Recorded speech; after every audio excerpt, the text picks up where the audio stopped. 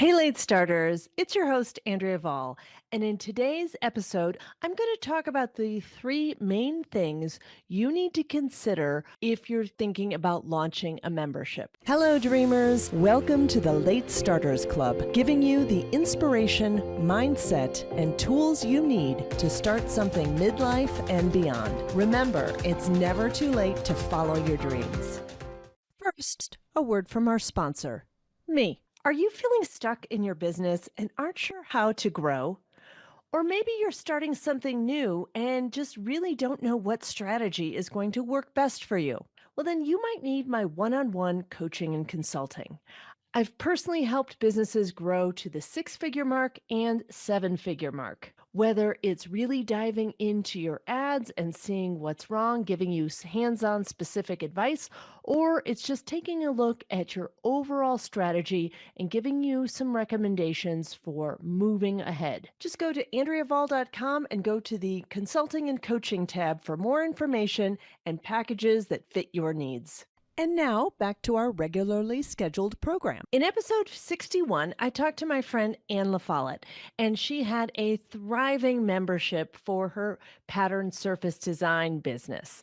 And one of the things that she did really well is learn from other people on how to create this business when she didn't know what to do after her 30-year corporate career. If you are in that space and thinking, hey, a membership sounds like a great idea, there's lots of different things that you need to consider beyond just creating the content or how it's going to be set up.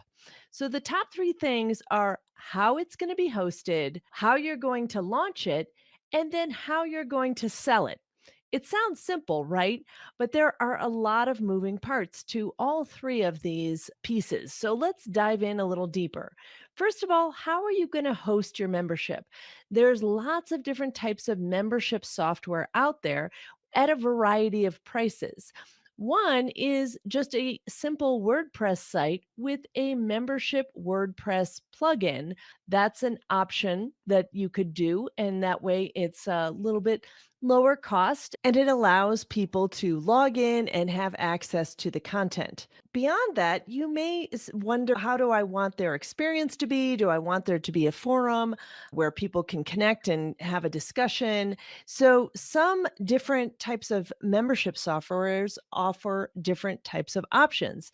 I'm going to list a whole bunch of possibilities from some of the top membership software sites. And I'm not going to be able to go super deep into all of them, but it might be worth exploring some of these. And we'll have links in the show notes here. So, Kajabi is the one that Anne is using. And it is also one that I use as well. And it's a very nice all in one platform. It can be a little bit expensive if you are just starting out. So if you're new and aren't sure how many memberships you're going to sell, you may not want to start at the most expensive one. Some other options are Mighty Networks. That's a popular option, and I like a lot of features that they have on that. Thinkific, Skillshare, Udemy, LearnWorlds, LearnDash, and Podia are all different options of membership software.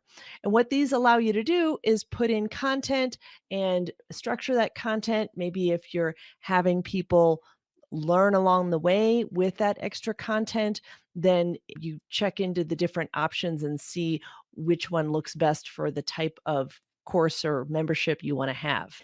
The second thing to consider is launching the membership. Are you going to promote it with a webinar or a 5-day challenge, for example? That is something that Anne would do. She would do a challenge and have people in a Facebook group where she would go live and teach something each day. And then she would bring people into the offer where they would be able to join the membership ongoing and continue with her. Maybe it's just as something as simple as an email sequence. If you have an existing email list, you might just offer them a membership and just tell them about it and let them know. Or it could be a video series. I'm part of Jeff Walker's Launch Club, and he has a very particular video series that he does to make an offer and sell something and launch it. And it works really well. And I know that's exactly where I met Anne, and she uses some of that framework and has used it in the past as well. You want to have something special that you're getting the word out about this membership, like some free content, because that will then grow your email list and get people connected into your offer and give them a taste of what you're going to have in that membership with some of that free content you're offering. And that brings the third consideration, which is how you're going to sell it. It definitely is a good idea for you to build in some scarcity around how you're selling it. And what I mean by that is there needs to be some sort of special price that is going away or something that's available only for a limited time.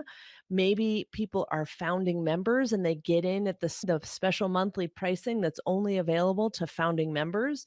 Maybe you're going to open and close it, and you're going to open and close it just a couple of times a year where people only can enroll during that time. And that sounds counterintuitive because you might think, well, I want people to be able to join at any time. But if it's available all the time, a lot of times people don't make that decision and actually join. So, forcing that decision, allowing people to come in all as a big group can be a real advantage to that. Or maybe there's something else like expiring bonuses that are only available if they sign up within a certain time frame of them initially opting into your content. And that requires a little bit more in terms of the back end and tech that you're going to need to use so that you know if people signed up in time to get that expiring bonus. But those are just some of the ways that you can sell it. Now, obviously, you could have things like Facebook ads or Instagram ads going to actually sell that membership, but having some sort of scarcity in there built in so that people have to buy it by a certain time or they're not getting something special that goes with it is a really good way to bring a bigger group into your membership and sell more seats. So that's the main considerations for selling a membership. Obviously, there's lots more that goes into all of this. I'm happy to answer any questions that you have. Just put them in the comments or on this post or somewhere. Find a place to put the comments and happy to answer questions about this topic. Hope that was helpful, and make sure you grab the free guide, Top Tools for Late Starters, on the website at latestartersclub.com. And let's turn dreaming into doing.